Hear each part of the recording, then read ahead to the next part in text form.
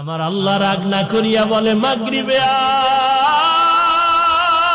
আয়, মাগরিবের হাজিরায় তুমি নাই কই। আল্লাহ বেজার না হইয়া আবার মুয়াজ্জিনের কয় ইশার সময় ডাক দাও। আমার সন্তান নাই, ছেলে নাই, মেয়ে নাই, স্ত্রী নাই, আমি একা। একটা বাবা মা সন্তানের কাছে না পাইলে পাগল হয়ে যায়। ও বাবা কোথায়, তাড়াতাড়ি ঘরে আসো।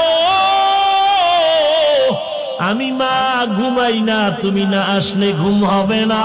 বাবা অপেক্ষা করে, টেলিফোন করে, বাবা আয়, তুই বাজার থেকে ঘরে না আসলে আমার ঘুম হবে না। বারবার টেলিফোন করে। ওই মা বাবার চেয়ে আমার মাওলার মায়া কি কম। আমার আল্লাহ দয়া কইরা ফজরে ডাকে, মুয়াজ্জিন ডাক দাও। আমার বান্দা এসে একটু মসজিদে সেজদা দিবে, আমি কুদরতের কদমটা কপালের নিচে দিয়া দিব। বান্দা ইসা বলবে আল্লাহু আকবার, আমার কলিজা কুদরতি ভাবে ঠান্ডা হয়ে যাবে। বান্দা ফজরে আসে না, জোহরে আসে না, মুয়াজ্জিন এত ডাকলো মাগরিবে আসে না। বান্দা মুয়াজ্জিন ডাকার পরে এশায়ও যায় নাই। আমার আল্লাহ যে কত মায়ার মালিক।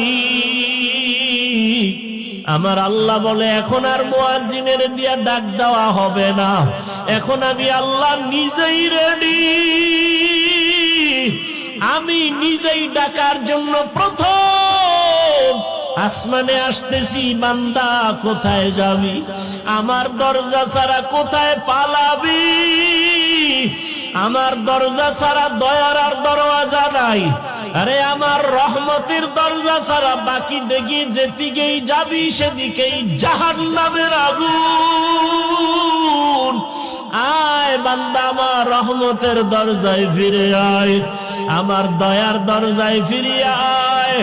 আল্লাহ তাআলা প্রতিদিন রাতের শেষ ভাগে প্রথম আসমানে আসিয়া ডাকেন। অতিও গভীর হয় রজনী যখন, নীরবে প্রভুর নাম জপিও তখন।